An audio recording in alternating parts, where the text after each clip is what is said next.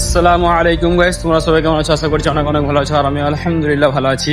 তো আজকের ব্লগ হচ্ছে, সেই জেনারেটরটা খারাপ হয়ে গেছিলো, সে মালগুলো কালকে নিয়ে চলে গেছিলাম বর্ধমান। তো আজকে মিস্ত্রি এসছে, মিস্ত্রি জেনারেটর ফিটিং করছে, আর মালগুলো আছে আমাদের রুমেতে, ঠিক আছে? তো সেই জন্য আমি এই ঠেলা গাড়িটা নিয়ে চলে যাচ্ছি গাইস রুমকে মালগুলো আনার জন্য, ঠিক আছে?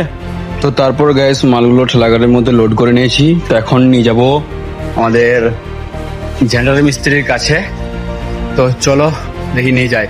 আর কিছু মাল আগের থেকে নিয়ে চলে গেছি কাঁধে করে, ঠিক আছে গাইস? তখন ঠেলা গাড়িটা এখানে ছিল না। তো যাই হোক চলো দেখতে পাচ্ছি এখানে আমাদের মিস্ত্রি কাজ করছে।